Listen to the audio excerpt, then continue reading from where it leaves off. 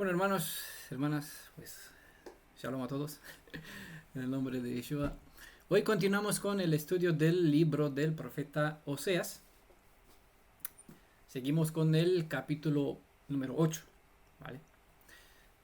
Nuestra serie continuamos con ella, Profecías al Día, porque todavía nos queda, bueno, de hecho todos los capítulos del libro de Oseas serán parte de este nombre, de este título de Profecías al Día, porque cada una de las enseñanzas que están dentro de este capítulo contiene tanta información sobre el pasado como información para el presente, cosas que necesitamos saber y también conocer sobre lo que estará por presenciar, por ver dentro de no mucho. Esperamos, ¿no?, que prontamente sucedan todas las cosas que Adonai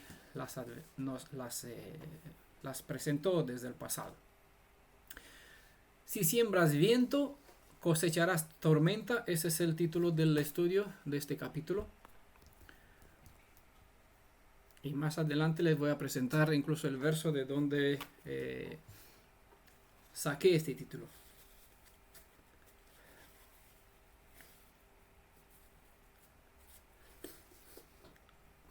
Bueno, como de costumbre vamos a seguir con verso por verso. Voy a presentar de la edición Corona de Jerusalén para ver todo lo que Adonai nos comparte, nos quiere enseñar. Vamos a pasar un buen tiempo en esta ocasión y vamos a repasar todo el capítulo, ¿vale? No lo voy a fragmentar en dos partes para así avanzar más rápido. Oseas capítulo 8 tiene 14 versos, los vamos a repasar todos. En esta ocasión va a ser igual poquito larguito este audio, pero bueno, si se cansan igual se pueden retirar, no hay ningún problema. El audio estará en mi canal de Facebook, Daniel Udraica, todos creo que tienen mi nombre y lo pueden encontrar en Facebook, en el canal de YouTube en Defensa de la Verdad Hebrea. Dice el verso 1, empezamos. Invoca el shofar, ¿no?, dice en la edición Corona de Jerusalén, como un águila cae el mal sobre la casa de Adonai, porque ha quebrantado mi alianza y han sido rebeldes a mi Torah. Bueno, en boca es igual a decir pon el cuerno, que es el shofar, en tu boca. Este es el sentido, ¿vale? Con el fin de mandar un mensaje claro. Recordemos que hay diferentes sonidos que se hace con el shofar y cada uno transmite un mensaje en concreto. La idea de la razón del sonido que el profeta tenía que dar era para congregar al pueblo, para avisarles del inminente ataque de un enemigo que cumplirá con sus objetivos y ocupará la tierra de Israel. Un águila es un ave rapaz, como símbolo de un enemigo que ataca sin aviso previo. En Deuteronomio capítulo 28, verso 49, se usó esta ave depredadora como metáfora para describir a través de ese símbolo a un cierto enemigo, ¿vale? Un enemigo que desmenuzará a Israel, ¿vale? Deuteronomio 28, 49. A pesar de que hubo una aplicación a esta profecía al imperio asirio, literalmente, la profecía dicha por medio de Moisés se cumplió cabalmente mediante el imperio romano, cuyo símbolo en sus banderas era el águila, ¿vale? 3500 años antes de que venga el imperio romano, a través de Moisés ya se presentó que un pueblo lejano con una lengua que no desconocían va a hacer tal estragos, pondrá sus banderas en el lugar sagrado y destruyó el templo y el pueblo. La casa de Adonai es el pueblo de Israel en la tierra de Israel. La razón no se refiere a una iglesia, porque la mayoría todas las iglesias hay que traer el diezmo a la casa de Dios, como ellos presentan, es decir, en su iglesia, ¿vale? Los ministerios mesiánicos, pues igual presenta traer el diezmo, las ofrendas en la quejila o en la sinagoga, bueno, como ellos presentan. Pero el concepto de casa de Elohim siempre se refiere, o si es en concreto, al Jerusalén, donde está el reino del sur, o puede ser en el sentido general referente al pueblo de Israel. Y esto mientras Israel está en su pueblo. Entonces, la razón del por qué Adonai permitirá la desgracia sobre su propia casa, es decir, sobre su pueblo, está explícita. por no cumplir con las instrucciones de la Torá, por lo tanto han roto el pacto, ¿vale? Porque han quebrantado mi alianza y han sido rebeldes a la Torá. La misma referencia está en Levítico 26, un capítulo que muchas veces lo citamos, ¿vale? Porque rompieron, porque transgredieron la Torá no cumpliendo con sus instrucciones, rompieron el pacto, ¿vale? Muchas veces he explicado esta expresión, ese sentido, no lo voy a volver a hacer. Ahora, porque la cita aquí es bastante clara. Han quebrantado mi alianza, han sido rebelde a mi Torah. Ser rebelde a la Torah es romper pacto. Situarse uno fuera de las condiciones del pacto. Se deja evidente que la bendición siempre viene como resultado de la obediencia y la transgresión siempre atrae la desgracia. El propósito de este sonido de shofar no era tanto por el castigo, sino más bien como aviso de que aún estaban al tiempo de dar el giro para poder cambiar lo que está decretado que vendrá sobre ellos y continuarán en la adversidad. Así que no siempre cuando se da una palabra de advertencia sobre una destrucción, esta necesariamente tiene que cumplirse. Recordemos que las profecías en relación con el juicio siempre están condicionadas de la actitud de las personas. Porque si la persona hace una teshuvá, un giro, una vuelta completa, entonces Adonai cambia de parecer, como se presentó en varias ocasiones, y entonces se arrepentirá, como decía, como presenta alguna traducción, del mal que pensabas traer y devolverá el bienestar sobre el pueblo. Pero cuando la gente no aprovecha la ocasión de la corrección, pues obviamente el curso de lo que estaban predicho mediante las advertencias, pues alcanzará su propósito, ¿vale? Entonces una advertencia se debe aprovechar a su debido tiempo para que lo que se advierte no se alcanza, no se cumple, ¿vale? Siempre se cumple las promesas de bendición, siempre se alcanza su propósito, pero lo que está como juicio no necesariamente tiene un cumplimiento cabal. Pueden cambiar de giro. Entonces el propósito del shofar era para darle en atención, para traerle en atención que hay algo, un juicio pendiente y están a tiempo de cambiar, ¿vale? Para que así el juicio no venga sobre ellos. Ese es el protocolo del Elohim de Israel en todas las situaciones en cual nos encontramos en la posición adversa, es decir, como hemos visto en la parte del capítulo anterior, apóstatas. Apóstata es situado fuera de un pacto, del contrato. Entonces, cuando estamos fuera de las condiciones normales del pacto, entonces Adonai nos manda siempre avisos, ¿vale? Siempre que tomamos un camino que no nos llevará al blanco, un mensaje nos hará timbrar en la conciencia. Dar al blanco es andar en conformidad con las normativas de la Torá. Creo que eso ya lo sabemos, siempre lo repetimos, porque Torá es apuntar a la diana, tirar como tirar con la flecha a un blanco. Pecado es fallar el blanco. Según elegimos, vamos a tener bendición o vamos a padecer a causa de los efectos de nuestra propia elección. En 1 de Pedro capítulo 4, verso 17, se deja evidente que la suma de los redimidos forman la casa de Adonai. Para que entiendan ese asunto, nunca se refiere a una iglesia cristiana, porque el cristianismo o cualquier otro pueblo gentil, chino, del Islam, del que sea, no entra en la ecuación donde se habla de Israel. Israel no es una metáfora, ¿vale? Hoy mismo una persona escribió en la publicación que puse en Facebook que Israel es algo en el concepto del cielo, que no es algo real y físico, que está desde la creación, desde la fundación del mundo.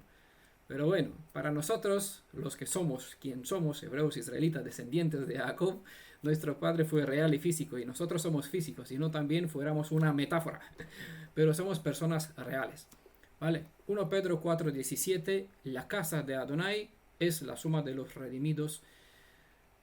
La expresión no quiere sustituir el concepto sobre Jerusalén como la sede de la residencia del Creador, y cosa que es Jerusalén es un símbolo por excelencia de la identidad hebrea como nación, ¿vale? Como Ejad, como paquete completo, donde tanto el reino del sur como el reino del norte forman una misma nación, ¿vale? Pero cuando se trata del pueblo de Israel, independiente que sean 2, 3, 5, 9 mil, que hay un grupo por aquí, un grupo por allá, ellos forman en este concepto metafórico hebreo, lo que es casa de Adonai, o es su pertenencia, su posesión. Osea capítulo 8, verso 2 dice, ellos me gritan, Elohim mío, los de Israel te conocemos. La rebeldía lleva a la capacidad de razonar a la muerte súbita. Cuando la conciencia ha perdido su capacidad de vigilar, el mal puede construir una nueva mente. Es como un ordenador. Ya la mayoría sabemos usar un ordenador. Es como al tener un ordenador, un virus neutraliza el programa de operación normal instalada dentro del sistema del ordenador e instala una nueva versión ajena.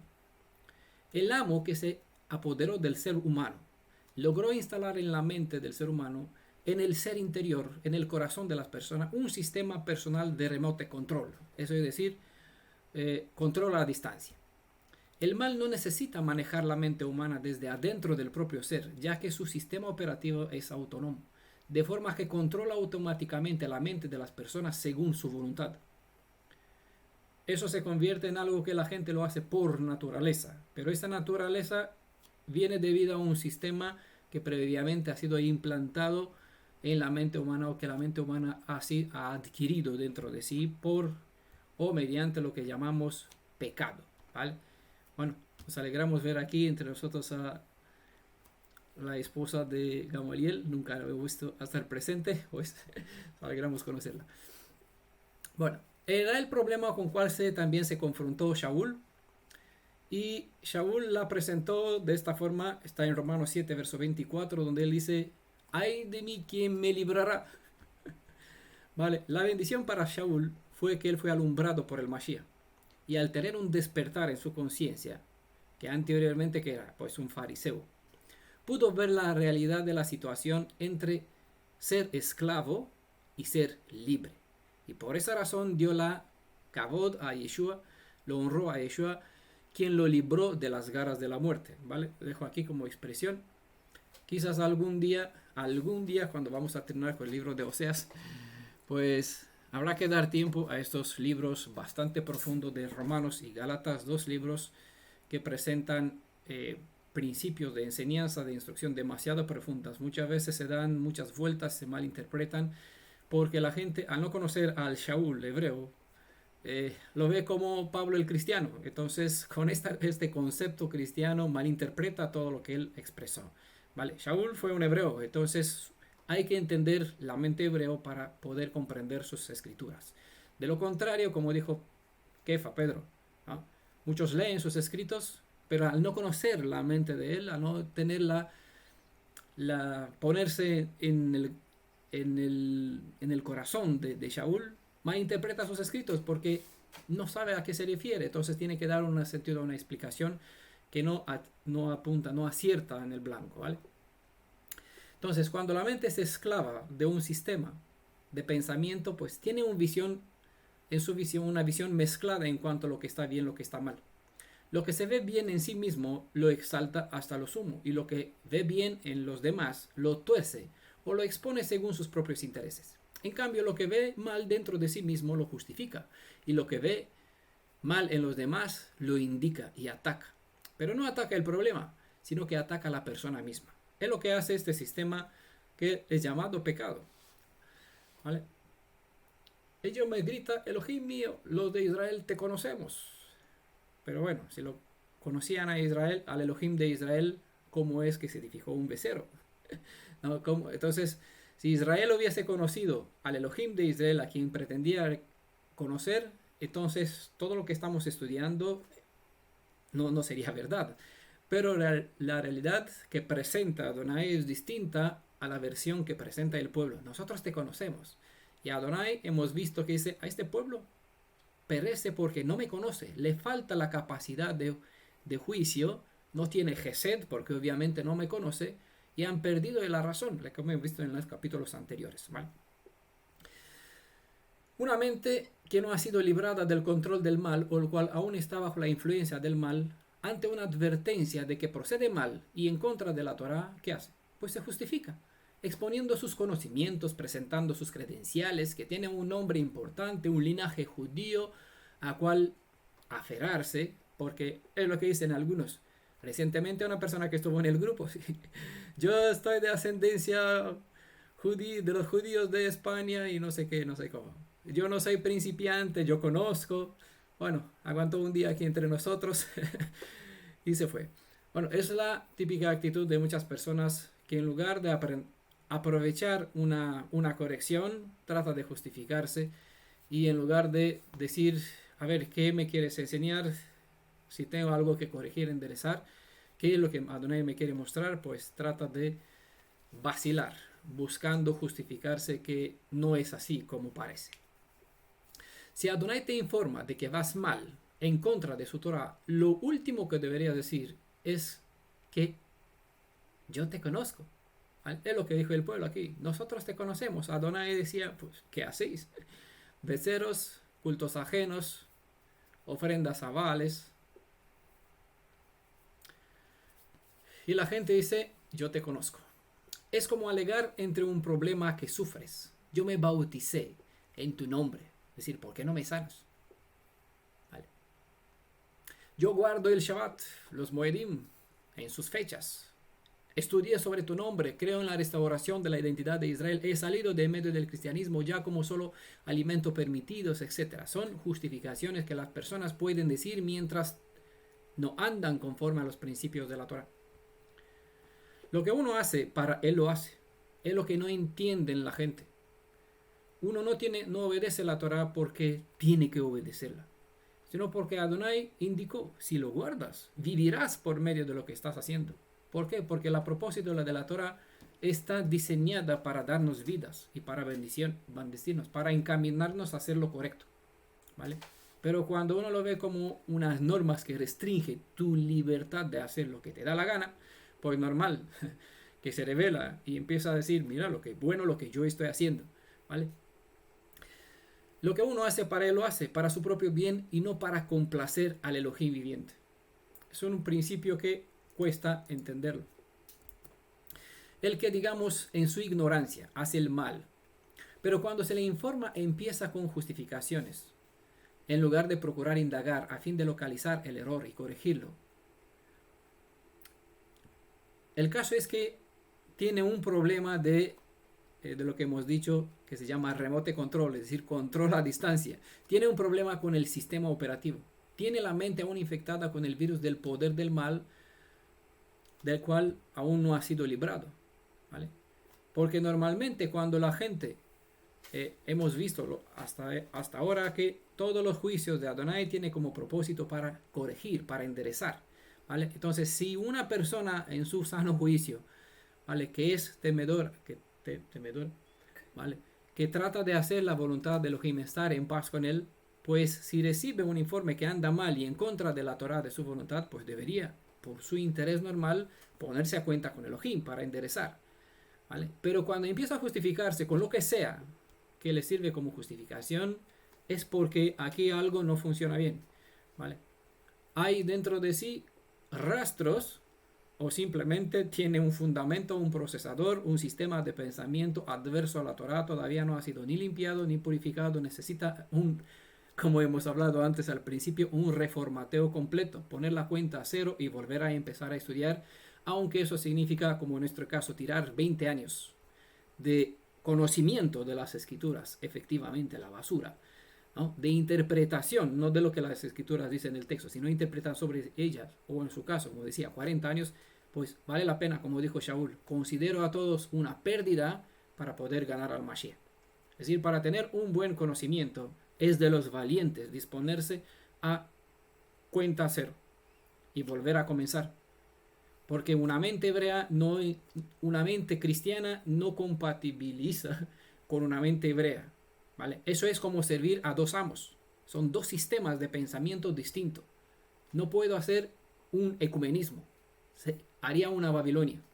¿Vale? Entonces eso sería no apto para Elohim, no sería algo apropiado para él, no apreciará, él no valorará esta ofrenda por lo mucho que yo me dedicaría a estudiar.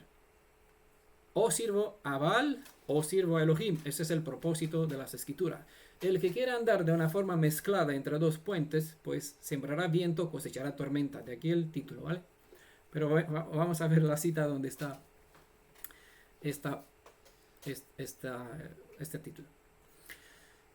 Es el orgullo el que declara: nosotros, los de Israel, te conocemos. Es como decir: somos mejores que los gentiles del mundo que no saben a quién adoran. El grado de la vanagloria puede alcanzar tales alturas que puedes venerar una deidad ajena mientras piensas que adoras al Elohim viviente. El fariseo en los días de Yeshua, que todos conocen los escritos de los apóstoles, dijo algo así semejante.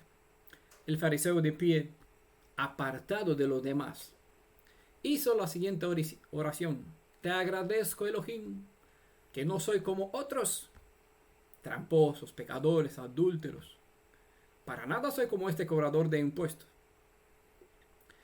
Toda la parábola está en Lucas capítulo 18, verso del 9 al 14. Ustedes la pueden leer. Es la típica actitud de la gente que se vanagloria con lo que son ellos, ¿vale? Cuando las escrituras te enseñan: no te alabes tú mismo, deje que otros lo hagan, ¿vale? Pero cuando una persona no tiene la mente purificada, entonces tiene un otro sistema de procesamiento, entonces se presentará a ellos mismos con sus logros, con lo que son, con su santidad, en lugar de esperar que Adonai los declare como santos, ¿vale? O que el pueblo los clasifique como personas temedoras de Elohim, que sí están apropiados en su forma de pensar, de comportarse, de actuar, de enseñar con los principios, las normas de la Torah. Recordamos lo que hemos estudiado 3 capítulos antes, o sea, capítulo 5, verso 5, donde decía: el orgullo de Israel testifica contra él, ¿vale? Está en el capítulo 5, lo hemos explicado. Si una persona tiene una manera de vivir y pensar adverso a las instrucciones de la Torah, y aunque desconoce las instrucciones, de modo que ni siquiera sabe que anda mal, mientras pretende ser un hebreo o un israelita, por lo que pretende será juzgado en base a las leyes del pueblo hebreo israelita, ¿vale? Espero que se entienda este principio que se usará como sistema de juicio. Shaul enseñaba en Tito capítulo 1, verso 16, que hay personas quien profesan con sus labios creer en el Elohim viviente, mas revelan lo que hacen, que en realidad desconocen quién y cómo es el Elohim de Israel, ya que son incapaces de toda obra buena, ¿vale? Entonces, una persona que puede decir: yo conozco a Elohim, o nosotros los de Israel conocemos a Elohim, estas personas tienen que alinearse con los principios de la Torah, porque la Torah es la imagen de Elohim, ¿vale? Como es Elohim está en la Torah, ¿vale? Y la Torah fue dada a Israel para que Israel pueda reflejar la imagen y semejanza del Creador, ¿vale? Entonces ese es el objetivo de las leyes de la Torah. El que dice que conoce a Torah, al Elohim viviente, al Creador, tiene que estar en común acuerdo con los principios de la Torah. Y el que está bien o justificado por la ley de la Torah, entonces estará bien con Elohim, ¿vale? Wow, Shalom Irina, en medio de tu viaje nos alegramos verte aún por un momentito, ¿vale? Muy bien, te vemos aquí, que estás bien, todavía estás sana, estás feliz, con muchas experiencias. Luego contarás a toda la comunidad. Pero bueno, en su momento. Seguimos con el verso 3.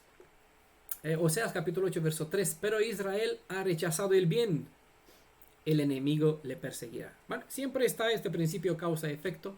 La ecuación es sencilla, no hace falta decir mucho porque ya es bastante evidente. El resultado pues ya es claro. Uno no debería andar mal, pero si se da el caso de andar mal, ¿eso qué significa andar mal? Pues andar en contra de los principios de la Torah.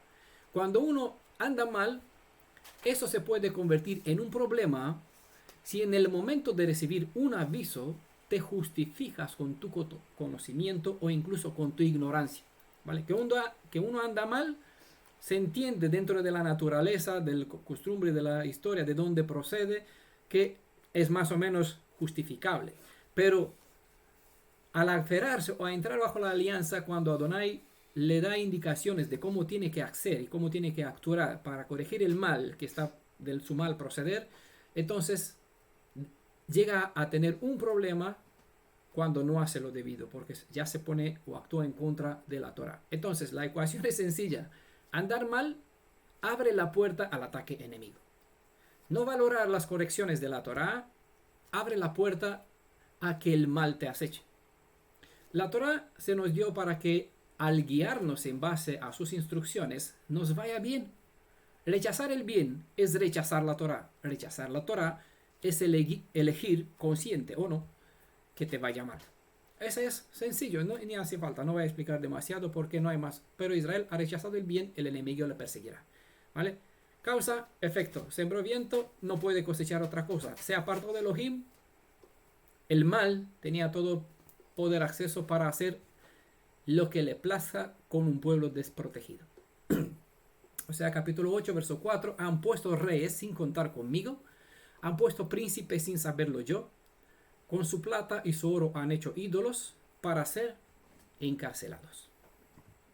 Todos los dirigentes de Israel tenían que contar con la aprobación del Elohim viviente mediante un ungimiento directo, una confirmación respaldada y evidentemente por clasificarse uno y ser evaluado por la suma del pueblo como una persona que anda o se encamina a andar conforme a los preceptos de la Torah. Israel puso por rey a Jeroboam y a sus sucesores, a pesar de que sabía que el Elohim de Israel había determinado que de la casa de David sean elegidos los reyes legítimos en toda la nación hebrea. Aquí pueden leer algunas directrices que resumía Shaul sobre los dirigentes de Israel, del pueblo de los redimidos. Está en, voy a dar algunas citas, 1 Timoteo capítulo 3, verso 2 al verso 6, 2 Timoteo capítulo 1, verso 8 al verso 14, capítulo 2 de 2 Timoteo, capítulo 2, verso 8 al verso 10, Tito capítulo 2, verso del 11 al 14, también capítulo 3 del verso 1, 2 y el verso 9. ¿Vale? Son referencias donde Shaul presenta cómo clasificar a algunos dirigentes. En el capítulo anterior hemos visto que el reino del norte han elegido reyes no autorizados por Adonai para que reine sobre ellos. Han elegido reyes y luego han usurpado el trono repetidamente. El liderazgo llegó a ser elegido en base a los intereses personales y no en los intereses, no para los intereses del pueblo. Algo al estilo de la política de los estados modernos en cual vivimos. Semejante actitud se vio siempre en medio de nuestro pueblo apóstata, es decir, cuando se situó fuera de las condiciones, de las normas de la Torah, y hasta la actualidad los dirigentes son elegidos al antojo de la persona en base a los intereses personales, en base a los títulos académicos o a la carisma del orador, bueno, razones y motivos individuales. Como aviso de las profecías relacionadas con el tiempo antes del día de la redención, Shaul escribió en 2 Timoteo capítulo 4, verso 3 al verso 4, que les voy a leer. Porque vendrá tiempo cuando no sufrirán la sana doctrina, sino que teniendo comezón de oír, se amontonarán maestros conforme a sus propias concupiscencias, y apartarán de la verdad el oído y se volverán a las fábulas. ¿Vale? No es algo del pasado, de los días de Shaul, es algo que sucedió en el pasado antes de Shaul. Para nosotros leemos este pasado del día de Shaul, de los días de Efraín en Israel, y lo vemos y abrimos nuestros ojos, miramos un poquito alrededor en nuestras redes de Facebook, redes sociales, en YouTube, pues lo vemos lo mismo. Basta mirar un poquito alrededor y darse cuenta que el pasado ya es presente y que las escrituras tienen razón. Lo que pasó pasará y lo que pasa ya pasó. Entonces esa es la razón por la cual nosotros, para comprender mejor el presente y el futuro, miramos lo que sucedió en el pasado y las consecuencias de los actos que hicieron nuestros antepasados. Bueno, sin saberlo yo, dice el texto. No quiere decir que el pueblo pueda hacer algo o que nosotros podemos hacer algo sin que Adonai el cielo lo sepa, sino que un mal caminar es para él algo que no es digno para tenerlo en memoria. Y así está escrito en Salmo capítulo 1, verso 6, donde dice, porque Adonai conoce el camino de los justos. ¿Vale? El camino de los justos sí lo conoce. ¿Qué quiere decir? ¿Que no conoce el camino de los malos? Obviamente ya lo sabemos, hemos visto en los capítulos anteriores que tus hechos malos son como un trapo delante de mí que se presentan sucios, ¿vale? ¿Qué tal, hermano Teoris? Nos alegro verme aquí. No sé si es mejor de salud, pero bueno, aquí te vemos, nos alegramos. Porque Adonai conoce el camino de los justos, pero el camino de los impíos se pierde, ¿vale? Entonces, es lo que quiere decir aquí el texto. No es que Adonai no conoce, sino que el hecho que pusieron reyes, como dice aquí, han puesto príncipe sin saberlo yo, hace referencia al hecho que Adonai decir, no es algo relevante para que guarde memoria, porque no es una decisión de gente justa, ¿vale? Salmo 1, verso 6. Entiendan este principio. Adonai conoce el camino de los justos, pero el camino de los impíos se pierde, es decir, no se tiene en cuenta, no se guarda en registro como algo justo. Se guarda en el registro de los hechos malos, cosas que saldrán traídos para, o se abrirán estos libros en el día de juicio. Es fácil leer: con su plata y su oro se han hecho ídolos. Y claro, decir, ellos en el pasado, bueno, qué historia triste. Y pensar en los Elohim de fundición que nuestro padre hicieron, pero no se acostumbra mucho mirar los ídolos creados por medio de un diezmo reclamado por varios dirigentes que han pasado de ser cristianos a ser mesiánicos y ahora no tienen el diezmo, piden el máser. Porque ya en lugar de hablar en palabras cristianas, dame tu diezmo, dice, tienes que traer el máser al Mishkan, al templo, al santuario, que en este caso es la iglesia o es mi monedero, no sé. Bueno, entonces algunos no te piden, algunos dirigentes no te piden el diezmo, sino que te enseña que es vigente. Esos son más sabios, ¿vale? Para no decir, eres un ladrón, ¿cómo puedes pedir el diezmo? Entonces, no te reclama el diezmo, te enseña que es un principio vigente. Y por lo tanto te enseña que es deber tuyo ofrecerlo de buena voluntad. Claro, ¿quién se saca provecho? Claro, no hablamos lo que la Torah enseña sobre el máser, sobre el diezmo, que se ordena en la Torah, sino que se te enseña en dar un 10% de tus ingresos a la comunidad, a la quejila o al líder de tu grupo, ¿vale? En la Torah solo se ordena que el diezmo se da o se presentaba de las manadas o de los frutos del campo, nunca en dinero. Pero bueno, hay incluso muchos han avanzado en pedir este diezmo y han dicho, sabemos que el sistema levítico no es vigente, pero bueno, para hacernos con el dinero acudimos al sistema del Melquisedec. Entonces hay un diezmo aquí del Melquisedec. Entonces reclama el dinero según este principio. Bueno, no está en la Torah ni el uno ni el otro. Solo lo que está en la Torah está dentro de unas condiciones legales y no se pueden desvincular el diezmo del sistema en cual fue puesto dentro del sacerdocio, de la existencia del templo y bueno, de sus razones.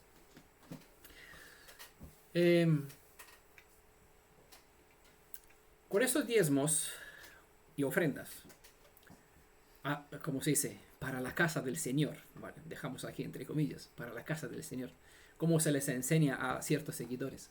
Con esos diezmos y ofrendas se adorna el lugar de culto, aun cuando los propios feligreses padecen por X faltas. Y nosotros conocemos bastante ministerios dentro del grupo mesiánicos, donde hay gente que sí padecen, pero las congregaciones están, se exponen bien adornadas, con un potencial de bastante. Pero conocemos personas dentro de grupos que padecen y sabemos que le falta medicamento, le falta comida y bueno, lo mismo que están en la iglesia cristiana, solo que ahora no se llaman cristianos, se llaman mesiánicos y además se ponen un talit en la cabeza y algunos pancartas con letras con textos hebreos. Todo objeto, sea una menorá, un shofar, hasta un rollo verdadero de la Torah o de algún sefer, algún libro de la Biblia, una bandera con una escritura en letras hebreas o con algún nombre, con el nombre o algún título del Elohim de Israel, puede llegar a ser un objeto de culto. Muchas cosas ocupan un valor tan grande en la vida de las personas, un valor que solo se le debe dar al Elohim viviente. Sigue el texto diciendo, hacen todo esto para ser encarcelados o para llegar a perder su vida, porque ese es el sentido de la expresión, es decir, no aprovechan para nada, sino solo para destrucción. Cualquier cosa que no edifica sobre la Torah o que ocupa el lugar de honor que pertenece al Elohim viviente, será el objeto, la acción, la enseñanza, lo que sea, el pensamiento de una persona que lo puede llevar a la perdición. Esos son, decir, todo esto que se puede obtener con lo que aquí han puesto reyes, con su plata y oro se han hecho ídolos. ¿Para qué? Para ser encarcelados, es decir, para llevarse a la perdición. Verso 5, tu becerro repele Samaria, mi cólera se ha inflamado contra ellos. Y aquí pone una pregunta, ¿hasta cuándo no podrán purificarse? ¿Hasta cuándo no podrán purificarse? Edición Corona de Jerusalén. El becerro que adoras, obviamente que se trata sobre es una alusión al becerro de oro instalado en Betel, al comienzo del reinado de Jeroboam I, sobre el reino de Israel, ¿vale? Toda la historia está presentada en Primera de Reyes, capítulo 12, verso 28 al verso 30. Más adelante, en este mismo libro de Osea, en el capítulo 10, en verso 5, se encontrará nuevamente otra referencia, otra reproche a este Elohim, ídolo, ¿vale?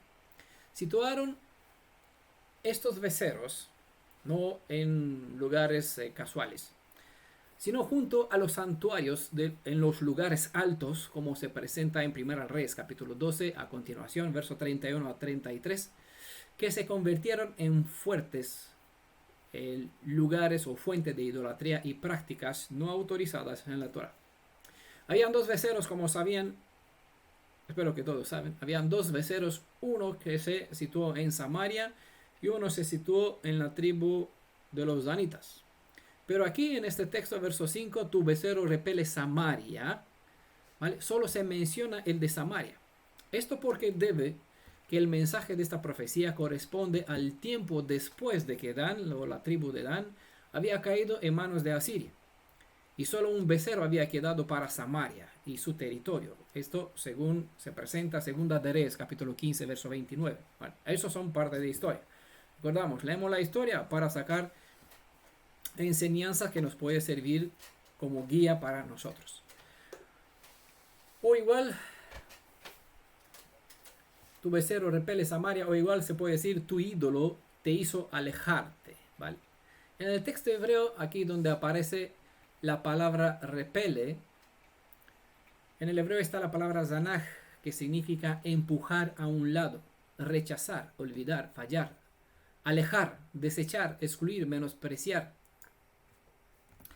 Eso significa que cualquier cosa que ocupa el lugar del Elohim viviente lleva a la persona a dar la espalda a toda buena razón.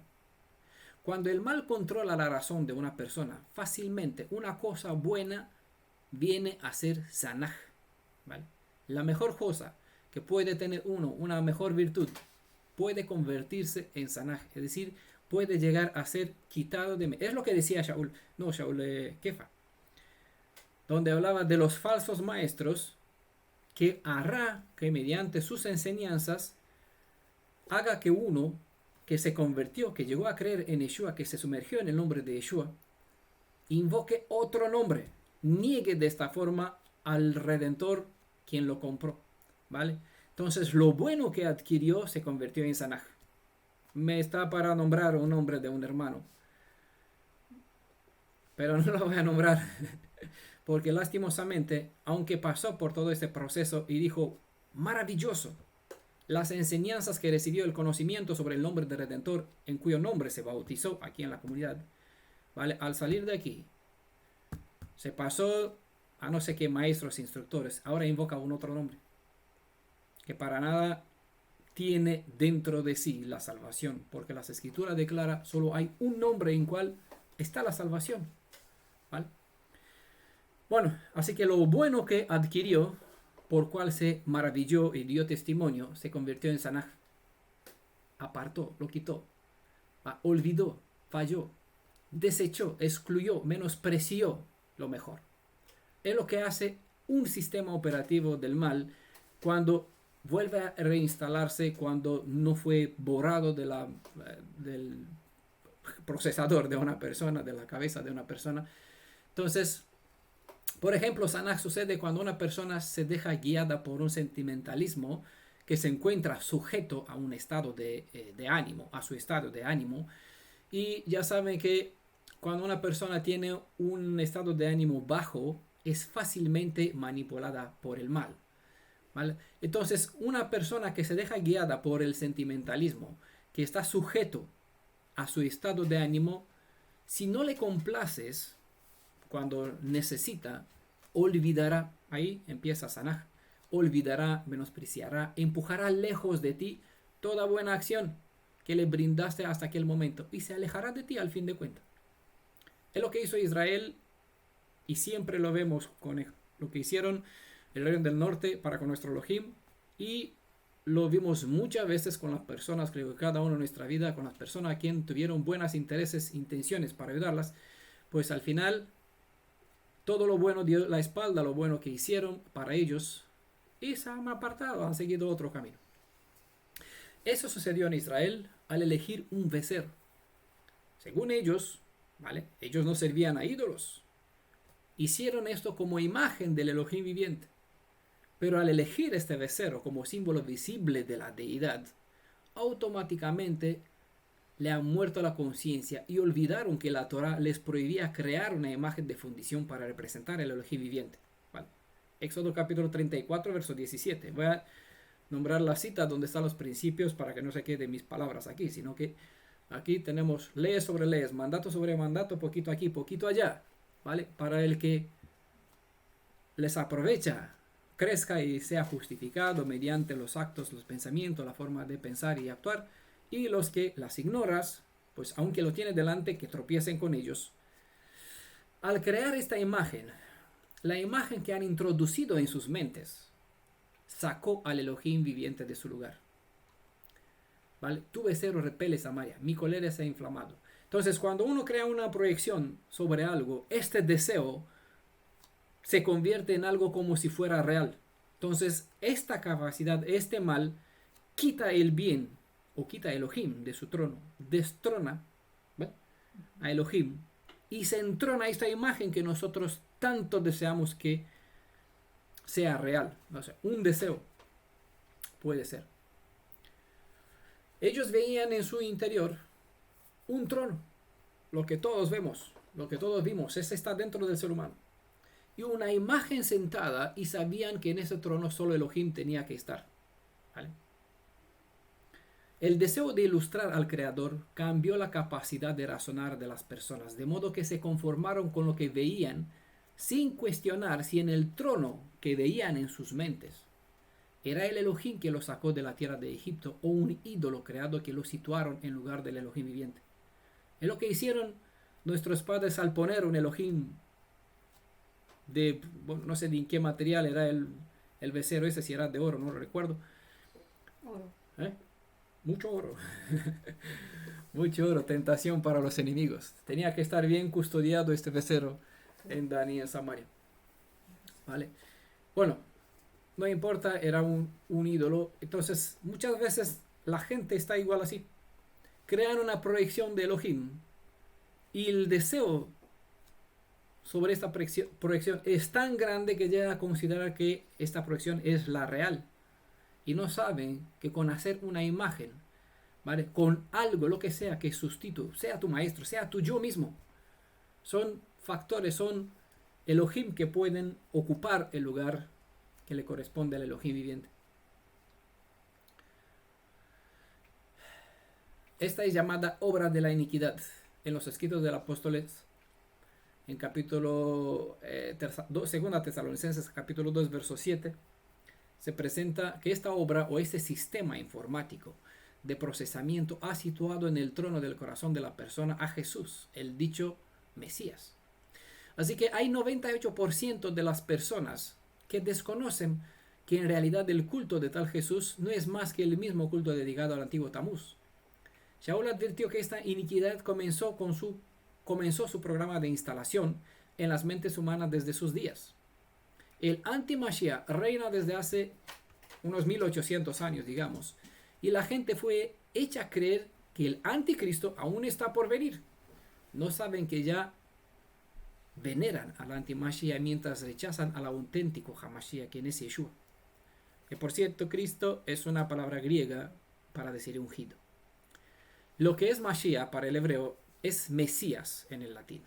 Pero no usamos estas palabras griegas o latinas precisamente porque las mentes están diseñadas por ese sistema anti-Torah que al escuchar o leer esos títulos lo asocian automáticamente con lo que ellos conocen sobre el dicho Salvador cristiano Jesús. Y por eso, en lugar de usar esos términos, palabras que están en el griego correspondiente para el Mashiach o el latín, usamos Mashiach o el Hamashiach, ¿vale? Porque con esto el concepto de la mente hebrea ubica o centra en lo que es ungido, y en este caso el único que tiene un propósito para ser redentor, porque ungidos había muchos Mashiach en Israel, ¿vale? Pero Hamashiach solo es uno, ¿vale? Mientras en el corazón de una persona está entronado una deidad ajena, como en este caso, hablando de los cristianos o mesiánicos, como Jesús, la Trinidad, o cualquier otra cosa, mi rabino, mi propio yo, no puede tener shalom con el propio Creador. Una persona que tiene en su mente le da tanto valor que tiene a Jesús en su corazón, que si no tiene pues a otros, tiene a un instructor, una comunidad, el servicio, el coche, el interés por su jardín, por su casa. Como decía Yeshua, si uno ama más a lo que sea, a su hijo, su propia vida más que a mí, no es digno de mí, ¿vale? Esa es la expresión que Yeshua decía. Cualquier otra cosa, sea tu propio yo, ¿vale?, que ocupa el lugar del Elohim creador, no permite que haya shalom entre el creador y la persona. El shalom se debe tener de parte de las dos partes para que la bendición se active. De lo contrario, no habrá bendición. Cuando uno no está en el verdadero shalom con el creador, puede crear una imagen virtual en su mente, autoengañarse de que sí está bien. Pero bien con el creador es aquella persona que trata de guiarse bien en la luz de la Torah, y por lo tanto estará bien y con sus prójimos hebreos israelitas. Si otra cosa ocupa el lugar del Elohim viviente, él está consumido por el celo. Adonai está consumido por el celo, y el idioma hebreo describe este celo de esta forma, que se le infla la nariz o que le sale fuego por la nariz. Es así como se expresa en el Salmo 18, verso 9, 18, verso 8. ¿Vale? Porque lo que en Oseas capítulo 8, verso 5 fue traducido con enojo, en el Salmo 18, verso 8 es traducido con nariz. ¿Vale? Es la misma expresión, es af, Manuel, o ap. Af, ¿vale? Af, siempre confundo las letras. Af es una referencia al nariz, o incluso puede ser a toda la cara, que cuando uno está ahí con mucha presión adentro, con una preocupación, se pone rojo, se infla, se hincha, ¿vale? Eso se vierte como enojo, como ira, como cólera en otras traducciones. Aquí se presenta como, a ver, al verso, mi cólera, ¿vale? Como cólera. Y en el Salmo 18, verso 8 se presenta como nariz, ¿vale?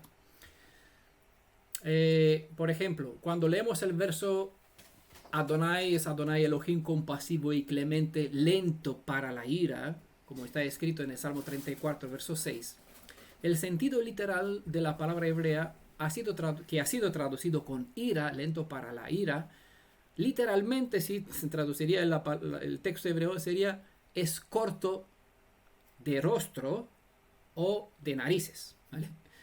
Entonces deberíamos leer el texto literal de esta forma: Adonai es un Elohim compasivo y clemente, corto de narices, ¿vale? Pero claro, para nuestra mente no tendría sentido. Entonces tradujeron con corto para la ira, no se aira, es decir, no se sale de sí, como una gente que está como un furioso, ¿no? Cuando veo a mi esposa que está hablando con un otro señor, entonces los celos se hace a uno que por dentro, no sé, bueno, está bien, no, es una forma de explicar, no, para que entienda, es una alusión normal cuando se entiende dentro de la familia, como Adonai se presenta como varón que ama a Israel, mientras Israel aparece que va a buscar tener intimidad con otras deidades. Entonces Elohim, como un novio comprometido con Israel, es celoso. Aquí es como se le pone rojo a la nariz, ¿vale? Pero se traduce con ira, ¿vale? No es el sentido de ira, no es lo que nosotros entendemos como aquí te voy a partir, te voy a romper en trocitos. El texto quiere decir que mientras otra cosa está entronada en su lugar, él estará enojado. intranquilo por el celo que tiene en desearnos ser solo para Él, ¿vale? Recordamos que Él se presenta a sí mismo como si fuera un varón que tanto amó a Israel que lo desposa y por lo tanto no está dispuesto a compartir el amor de Israel con nadie más. Ahora Israel se ha hecho impuro por fornicar con muchas deidades ajenas.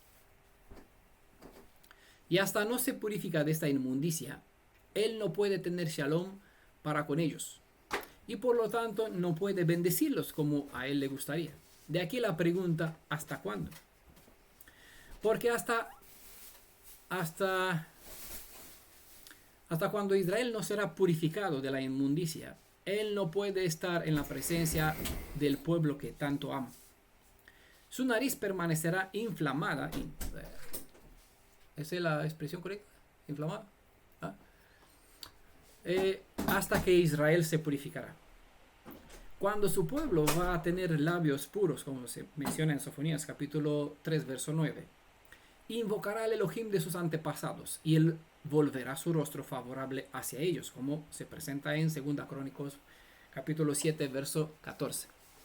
Osea capítulo 8, verso 6. Porque viene de Israel. Un artesano ha hecho eso, hablando del becerro, ¿vale?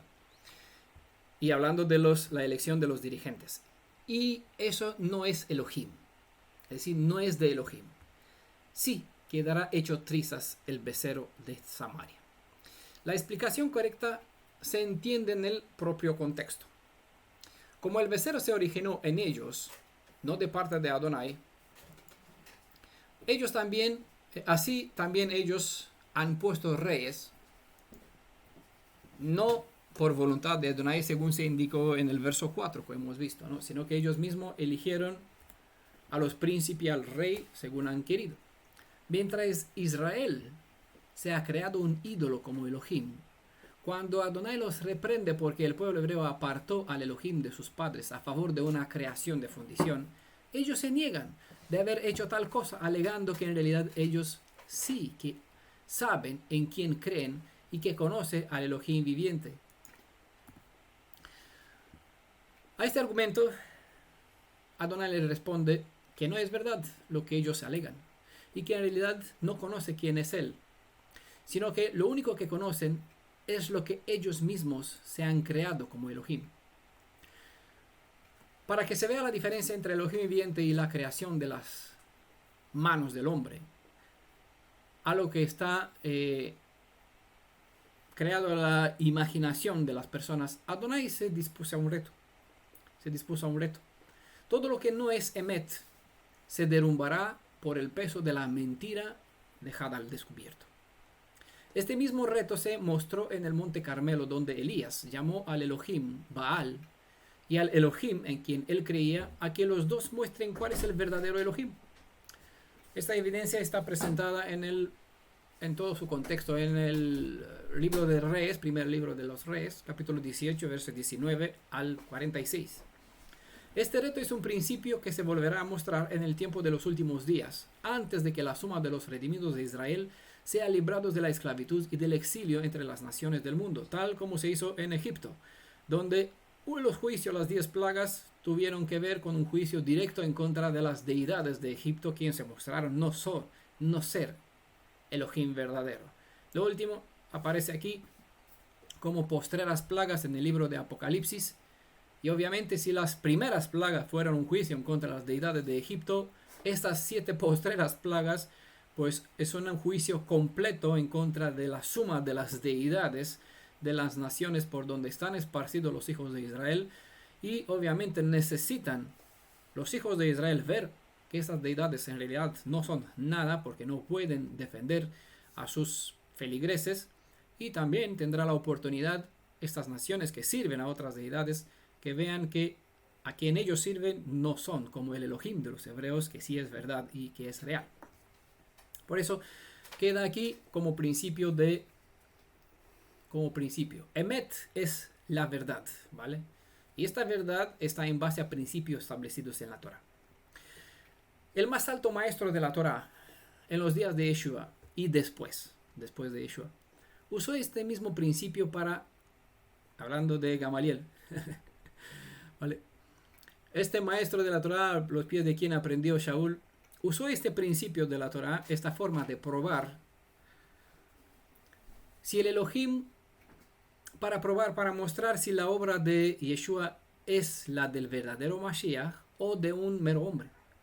Si el hombre que veían ante sus ojos habría de ser el auténtico Hamashiach, nadie podría destruir lo que él edificaba. Y si no, habría de ser el verdadero Goel, es decir, el pariente cercano, el auténtico ungido para ser el redentor de Israel, su obra habría de caer por sí misma. Este consejo está presentado en el libro de Hechos, capítulo 38, verso 39. En este verso de Osea, capítulo 8, verso 6, se presenta un principio de enseñanzas activo. Desde Egipto, lo vemos nuevamente aquí en el juicio para la casa de Efraín, lo vimos en el Monte Carmelo, lo presentó Gamaliel y lo tenemos como modo de operar de parte del Elohim viviente que se dará en nuestros días, ¿vale? Como sucedió en Egipto, habrá un antitipo para nuestro presente. El principio está basado en la instrucción de la Torá, donde cada cosa, hasta lo que se le atribuye a Elohim, habrá de ser probada para ver si es cierta o no. Todo lo que viene del Elohim viviente se cumplirá tarde o temprano al pie de la letra. Y lo que viene de un Elohim ajeno no alcanzará lo anunciado. Como en este mundo de la fe muchas cosas sustituyen al verdadero Elohim, hay que usar los métodos de prueba para ver quién es el verdadero y quién es una creación inventada como Elohim. Todos los reglamentos para poder probar y saber discernir estas están presentados en un estudio que está disponible en PDF que es llamado Los Profetas de Israel. Bueno, aquí se presentan, puede observar y aprender a diferenciar entre un verdadero siervo del Elohim viviente y uno falso, ¿vale? Los mismos principios usados para probar a un ser humano sirven para probar a cualquier cosa. Incluso todo concepto que se refiere a una deidad para probar si se refiere a y sobre el verdadero Elohim o sobre una deidad falsa, ¿vale? Todo lo que no es Emet, recuerden este estudio, Los Profetas de Israel, es bastante amplio, muy largo, tiene casi 40 páginas. Tienen decenas de evidencias, vamos, está bastante completo para que puedan aprender y clasificar y discernir los espíritus de una persona que pretende servir al Elohim de Israel y una persona que no sirve al Elohim de Israel, pero afirma que sí, ¿vale? Todo lo que no es Emet, todo lo que no es verdad establecido en el principio de la Torah, se destruirá cuando el Elohim verdadero se levantará para hacer justicia a su propio nombre. Toda la creación de las manos del hombre o de enseñanzas de hombre se hará trizas, como se presenta en este verso, porque Adonai así habló. Vamos viéndolo, ¿vale? Verso 7. Pues, ¿qué viento siembran? Segarán tempestad. Tallo que no tendrá espiga, no dará harina. Y si da extranjero, la tragarán. Tallo que no tendrá espiga, que no dará harina. Yeshua dijo lo mismo en otras palabras. El que permanece en mí y yo en él, este llevará mucho fruto. Porque separados de mí, nada podéis hacer, ¿vale? Juan capítulo 14, verso 4 al verso 5. Lo que uno produce por sus propios méritos y no mediante Adonai, servirá solo para el hombre. Y si los hombres se gozarán por ello, ¿vale? Y los hombres se gozarán evidentemente por lo que los hombres hacen. Shaul citó este principio en Gálatas 6, verso 7. Y significa que todos sus empeños, lo que quiere decir el verso, significa que todos sus empeños serán sin provecho, como se presenta igual en Proverbio capítulo 11, verso 29. El que descuida su casa, nada le queda. El necio siempre será esclavo del sabio. El que siembra viento, segará tempestad, ¿vale? Aquí está el verso que dio título a esta presentación, y Proverbios capítulo 11, verso 29. Al que descuida su casa, nadie le queda. Nada le queda. Tallo que no tendrá espiga, que no dará harina, y si le da, extranjeros le tragan. Entonces, si uno produce algo bueno, lo bueno que produce, como decía Yeshua, el que no hace lo que Adonai le mandó por hacer, lo poco que hace bueno se le quitará, ¿vale? Y se le dará al que obra bien. Estamos a la mitad del capítulo y os quiero preguntar antes, ya pasó una hora. Nos queda mitad más. ¿Quiere que sigamos otra horita o vamos a parar aquí y vamos a continuar el Shabbat siguiente? Ustedes deciden qué hacemos. Digan. Así que díganme ustedes si quieren que paremos aquí o seguimos con la otra mitad y así terminamos el capítulo 8. Si no, lo vamos a dejar para el siguiente Shabbat. ¿Cómo están? Nosotros Bueno. continuar. También yo quiero continuar. Bueno, Vale, pues seguimos de un tiro y acabamos. Bueno, aprovecho para saludar a Silvia Rosales. Es la señora que entró ayer, una de las 4. Sí, La comunidad de Gamaliel. Sí, aquí nos alegramos pues conocerla. bienvenida. shalom hermanos. Aquí estamos, Es un seguimos Shalom. en el gusto estar estudio. con ustedes. Pues bien, espero que les sea de bendición estar entre nosotros y que aprovecha lo que se comparte. Bueno, seguimos para así. Creo que nos toca una horita más. Ya si hasta ahora hemos llegado a la mitad, pues tenemos que pasarme una horita más. Aquí ya bajo el sol hace tiempo. Bueno, casi cuando hemos empezado el estudio. Shavuatov, por cierto. Pero seguimos con ustedes aquí en el Shabbat. Hay una bendición para los que esperan con ansia para entrar en el Shabbat y se demoran En salir. en salir. Hay un buen dicho del pueblo judío y entonces lo aprovechamos así. Nosotros pues siempre nos retrasamos en el Shabbat, lo alargamos, cogemos del primer día de la semana de sus tareas y seguimos con ustedes. Bueno, toda Adonai, para nosotros es un gozo compartir de su palabra y estar con ustedes. Verso 8. Oseas capítulo 8, verso 8. Tragado ha sido Israel. Espero que ustedes ya han leído todo el capítulo, porque si entre las explicaciones cabe la posibilidad de que no sepan de qué estamos hablando. Entonces siempre tienen que tener fresco el capítulo completo en la mente, para que cuando vamos a explicar verso por verso, tengan la conexión entre los versos, ¿vale? No se olvide de lo que estamos hablando, ¿vale? Tragado ha sido Israel, ¿vale? Hay unas secuencias de... entonces llegó a esta palabra. Tragado ha sido Israel. Están ahora entre las naciones como un objeto que nadie quiere, o como un vaso que se usa para desechos, ¿no? Este es el principio causa-efecto. Han querido ser como las demás naciones, ¿vale? Conocen la historia desde los días de Samuel, cuando han pedido al profeta, danos un rey. Pero tienen a Adonai como rey, ¿vale? Entonces tuvo Adonai que darles un rey, permitir que ellos elijan un rey. Y se alegraron a tener a Shaul, uno que entre, que salgan. No les importó que Adonai les dijo, pues os va a llevar a vuestros jóvenes para su ejército, vuestra comida, os va a llevar todo por sus intereses para crear un ejército. No nos importa. Luego, bueno, se arrepintieron. Pero por lo general el deseo de una persona llega a ser tan fuerte que hace caso oído a los consejos, a las enseñanzas de Elohim. No es ese buen camino. Pero bueno, aquí Adonai no controla las decisiones de las personas, entonces hay un principio, andar una segunda milla. Es decir, si el hombre tomó una elección mal en contra suya, aunque no es la voluntad de Elohim, él tiene Gesed, sobreabunda, anda una segunda milla. Pero bueno, no significa que aquí irá a sin fin. Hemos aprendido que también tiene que orar. Y cuando llega un momento, tiene que poner fin a Gesed para hacer que la justicia haga su trabajo de corrección. Cuando la gente pues no aprovecha el consejo, ni en la primera ni en la segunda, la tercera vez, sabemos este principio que está en nuestro pueblo, se convierte en algo crónico. Entonces ya no tienen remedio, tienen que actuar. Adonai anda una segunda milla, no anda 3 millas. ¿Vale? Ese es el principio que está causa-efecto. Tragado ha sido Israel. Ahora están ahora entre las naciones como un objeto que nadie quiere. No han querido nuestro pueblo estar como las demás naciones. Han querido ser como las demás naciones y han sido absorbidos entre ellas. Adonai quiso mantener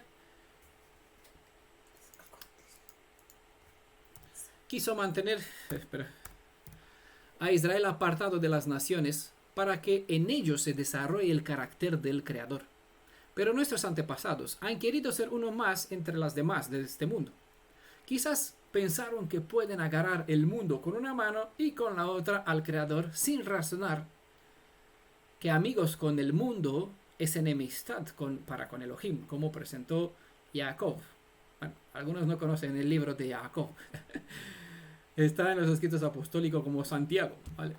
Capítulo 4, verso 4. Amigos del mundo, enemigos de Elohim. Entonces más vale amigos de Elohim, aunque somos bichos raros para los del mundo, ¿vale? Hay toda una suma de leyes en la Torah que enseña a los hijos de Israel mantenerse a cierta distancia de las naciones gentiles, ¿vale?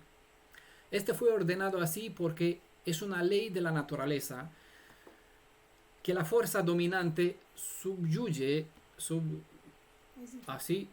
a una que es más débil. El que se encuentra en un peldaño más arriba, por una escalera, ¿no? Por ejemplo, tiene menos fuerza para tirar al que está más abajo.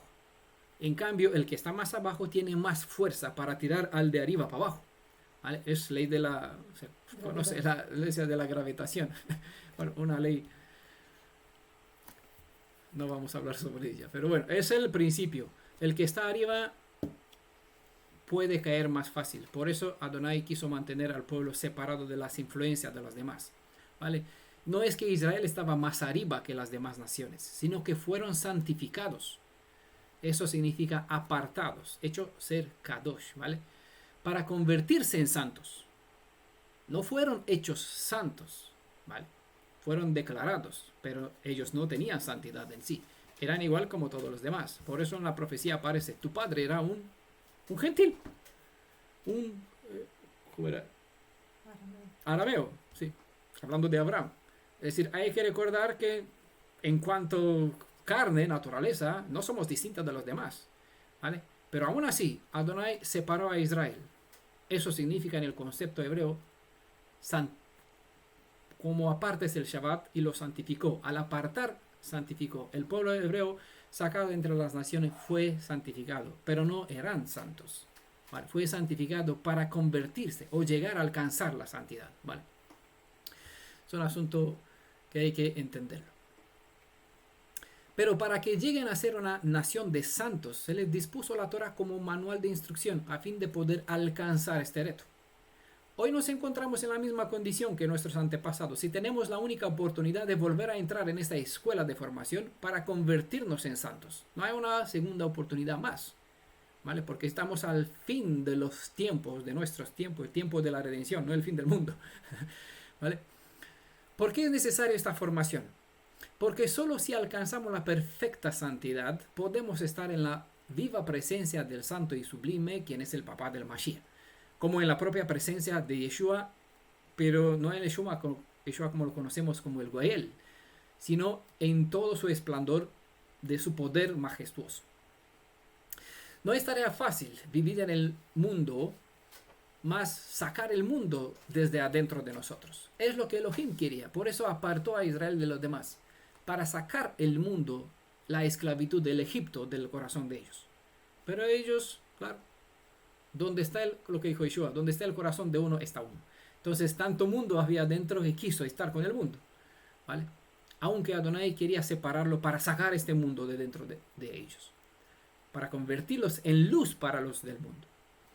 Aunque no hemos elegido estar donde estamos, no podemos culpar solo a nuestros padres por lo que nos han hecho ser, ya que al crecer nosotros nos hemos complacido en este mundo hasta saber que no pertenecemos al mundo gentil, ¿vale? Hasta este momento hemos vivido en el mundo y hemos dicho, oh, qué bien, y felices, hasta que llegar a conocer, hasta que activarse la Torah y hemos entendido, espérate, que eso no está bien. Entonces, como decía Shaul, ¿no? Hasta que vino la ley, yo vivía feliz. Pero cuando vino la Torah, aquí se activó la conciencia y el pecado me mató porque me mostró cómo estoy. Es lo mismo que sucedió con nosotros. Hemos dado cuenta que no somos gentiles, que somos hebreos, que al estar entre las naciones nos hemos gentilizado, hemos llegado a ser como los demás del mundo. Por lo tanto, inmundos, ¿vale? Como un asno, ¿vale? Pero nuestra identidad no es hebrea, no es gentil, es hebrea. Entonces Elohim trata de sacarnos del mundo y sacar el mundo de nosotros. Eso es purificarnos, nos aparta y nos trata de santificar. para llegar a estar santos, a estar en condición de estar a su lado. ¿Vale? Nuestros padres han querido estar como los de las demás naciones, pensando que van a ser felices entre ellos, pero han degustado la amargura, cuando han visto que al estar entre ellos, las naciones ya no los valoró cuando no tenía más que darles al mundo. Esta amarga experiencia fue ilustrada por Yeshua en la parábola sobre la actitud de un hijo menor, quien quiso ir en el mundo para disfrutar de la vida, como se dice, ¿vale? Para disfrutar de la vida, con los amigos gentiles. Claro, fue apreciado mientras tuvo qué cosa regalar a los demás, pero cuando quedó sin recursos, todos ellos que antes le eran amigos demostraron ser meros gentiles. Esta parábola se encuentra en Lucas capítulo 15, verso 11 al 32. Es la parábola del hijo pródigo. Es allí donde Efraín es el hijo menor, el hijo pródigo, y Judá es el hijo que supuestamente se quedó en casa, y el padre de la parábola es un tipo para referirse, para ilustrar al Elohim de Israel. El que no aprende de la experiencia de nuestros antepasados, pues sentirá tarde o temprano la amargura en su propia experiencia. Verso 9. Porque han subido a Asiria ese onagro solitario. Hablando de Efraín, no de Asiria.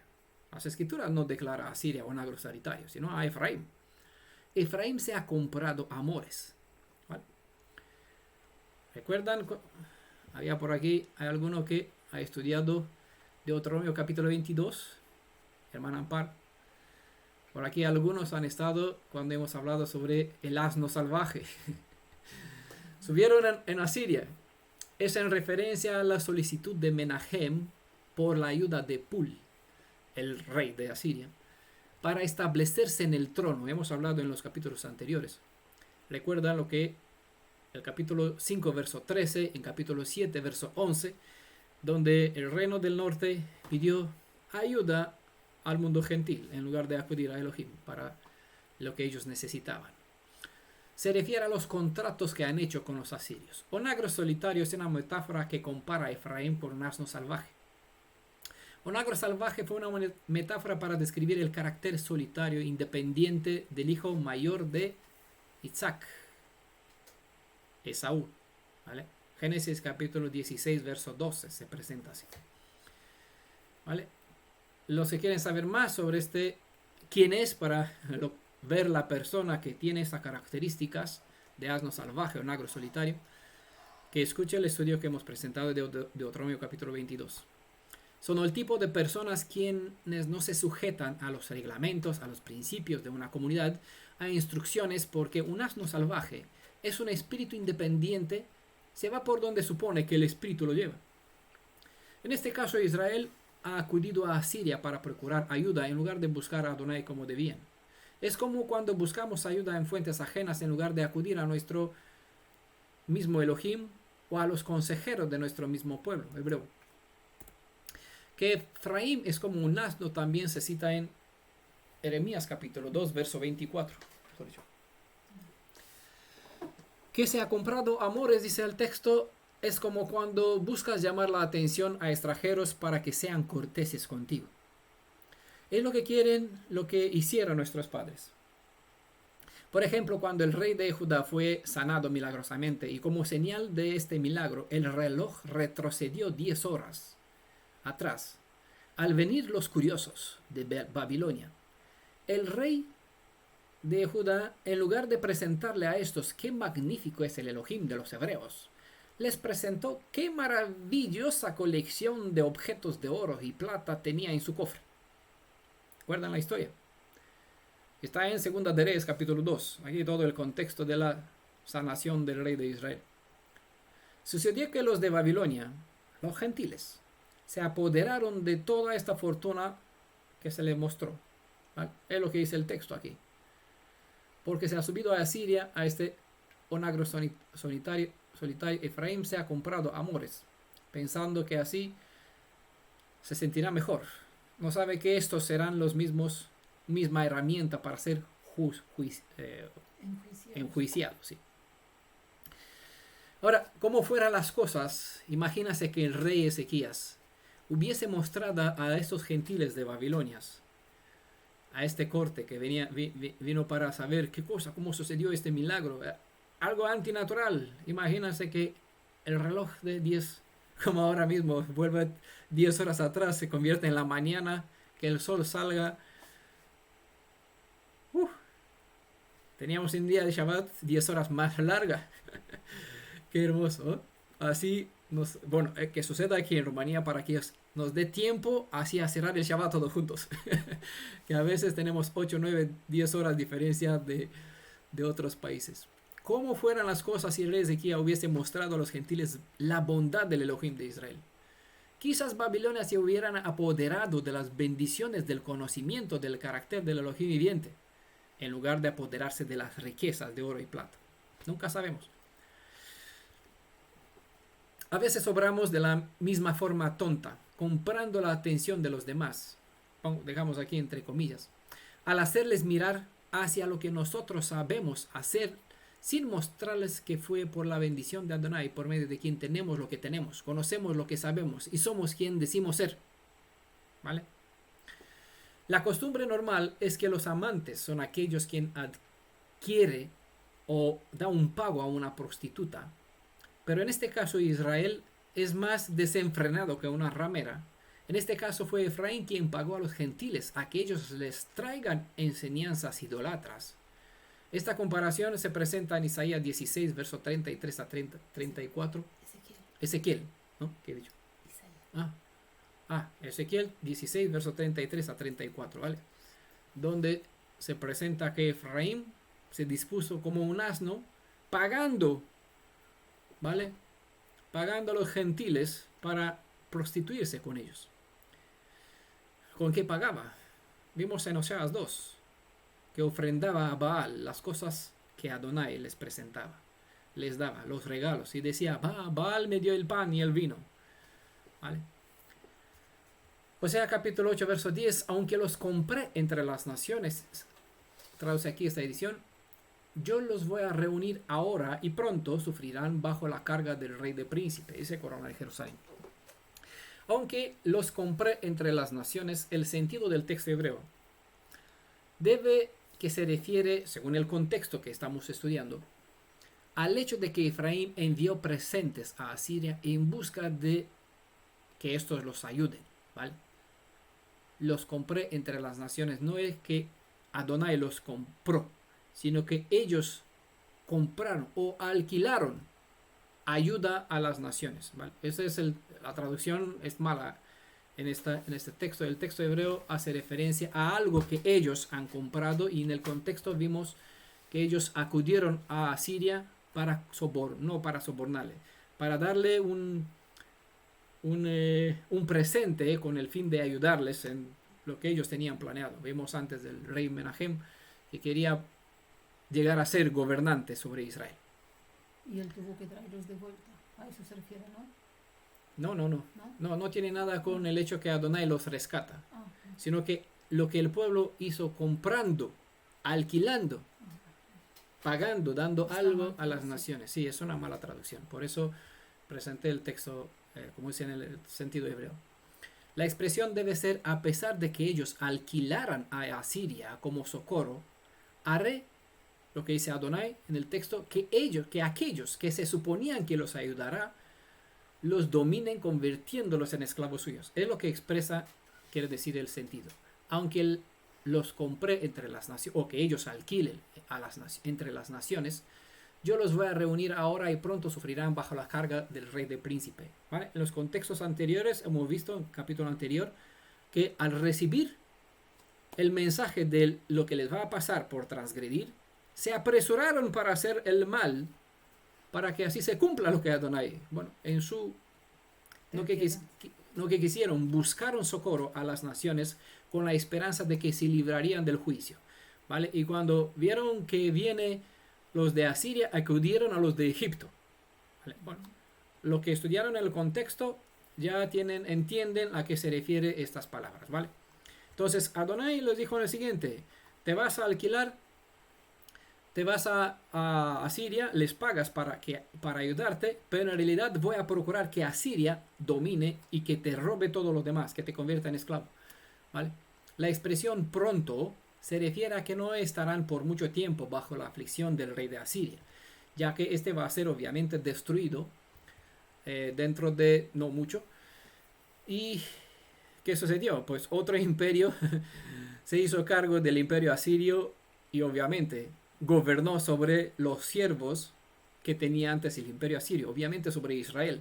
Pero por un breve tiempo Israel fue oprimido por el imperio asirio. A pesar de que Efraín no sufrió mucho bajo el dominio del imperio asirio, no gozaron de profecías de retorno hasta este momento. Así que a pesar de que pasaron de Asiria, dominio sobre dominios gobernaron sobre ellos hasta la fecha. En Ezequiel 30 verso 16, capítulo 16, verso 37, se presenta que la misma Asiria fue usada por Adonai como medio de castigo para Israel. ¿Vale? Ezequiel 16, verso 37. Lo que anunció aquí, pronto sufrirán bajo la carga del rey de príncipes. Se presenta en Ezequiel 16, 37 como cumplimiento. La carga del rey del príncipe, dice el texto, es una alegoría para indicar que Efraín va a pagar tributo a Baal, a quien tanto deseó servir. En Segunda Reyes, capítulo 15, verso 19 hasta el 22, se presenta que Asiria vino sobre Menahem e impuso un pago. ¿Vale? Menahem se fue para pedir ayuda al Pul de Asiria para que le ayude a gobernar sobre Israel, hacerse con el poder en Israel. Entonces, cuando llegó a Asiria, ¿vale?, le pidió a Menahem un impuesto, un pago. A pesar de que este pago fue solo por un breve tiempo, la aflicción más grande iba a venir con la deportación para siempre del reino del norte entre todas las demás naciones. Porque Asiria vino, impuso el pago, hizo una destrucción por Israel, pero no se apoderó de todo Israel. El verdadero juicio por eso se presenta por un breve tiempo, es decir, sufrieron, pero por un poco, al pagar cierta cota. Pero después llegaron a ser deportados entre todas las naciones y están aquí donde estamos. Ahí estamos nosotros. Era en Chile, en Ecuador, por Estados Unidos, por varios países del mundo. Colombia, Cuba, Ecuador, bueno. Baal, este término se refiere a un amo, sea la deidad, sea una deidad, un mito deificado, un Elohim, un ser humano, quien domina sobre súbditos, ¿no? Recuerde el estudio que hemos tenido especialmente sobre este término, este título Baal. Creo que fue en Oseas capítulo 2, parte 2, ¿vale? Lo encuentras así, Profecías al Día, libro de Oseas capítulo 2, parte 2. Creo que esta parte 2 aquí hemos presentado toda una hora, hemos explicado sobre el término Baal. Y es bueno que lo tengan en cuenta. O igual está en PDF sobre el capítulo 2. Hoy Efraín paga impuestos a los gobiernos que dominan como Baales sobre ellos, por los países por donde residen los hijos de Israel. ¿Es así o no? ¿Alguno no paga impuestos? Nosotros pagamos. Siempre que van a comprar un pan, parte de esta cantidad de dinero es impuesto. Por el coche que se tiene, pues se paga impuesto. Por la casa se paga impuesto. Por lo que sea. El gobierno te paga impuestos. Así que no desean el día de la redención para no pagar nunca nada más. Bueno, nosotros sí esperamos este momento. Oseas capítulo 8, verso 11. Efraín ha multiplicado los altares para pecar, solo para pecar le han servido los altares. En Proverbios capítulo 1, verso 31, es donde se revela la razón del título de nuestro estudio. Y allí se indica que uno come de los frutos de su propia conducta. ¿Vale? Dice el verso, bueno, no está todo, ustedes lo lean. Sufrirán las consecuencias de su conducta. De aquí el verso que antes, lo que uno siembra, cosecha. Siembras viento, cosechas tormenta. ¿Vale? Sufrirán las consecuencias de su conducta. Quedarán hartos de sus malas intenciones. ¿Vale? Proverbios 1, verso 31. Como dijo el sabio Salomón, nada nuevo bajo el sol, todo es vanidad a fin de cuentas, porque lo que pasó, pasará. Y nosotros le podemos dar la razón hoy, porque lo que sucede ya no es algo nuevo, es algo que viene desde el pasado y lo estamos estudiando y confirmamos que es así. ¿Vale? Sufrirán las consecuencias de su conducta. Lo que uno siembra, cosecha. Un altar puede ser un objeto de culto prohibido en la Torah. Pecado es transgresión de la Torah, ¿vale? Han hecho altares para pecar, más altares, más pecados. Los altares en la Torah tenían el propósito de quitar los resultados del pecado y restaurar la comunión con el Elohim viviente. Pero ellos hicieron altares que no estaban aprobados en la Torah. Así que en lugar de librarse de los pecados, en realidad añadieron al pecado. Las escrituras indican que solo podemos edificar un altar que sea aceptable ante el Elohim de Israel. El método de construcción es específico y para eso ustedes puedan ver la indicación en el libro de Éxodo capítulo 20 verso 25. Pero hay que entender lo que presenta esta ordenanza en su propósito, porque al quedar con la mera letra, puedes edificar altares de piedra que servirá para nada. No sé si entienden estas metáforas, estas alegorías. Siempre puedes preguntar qué es lo que se quiso decir o qué es lo que quiero decir. Más que esto, al separarse Efraín del culto establecido en Jerusalén, no solo establecieron unos ídolos, sino también un sistema de culto, rituales y sacrificios. Así que de esta forma como Caín, ellos también ofrecían sus propios sacrificios y con comer de la carne de esos sacrificios querían decir que tenían el propósito de expresar comunión con Adonai. Mas él no puede tener comunión con los que transgreden sus instrucciones.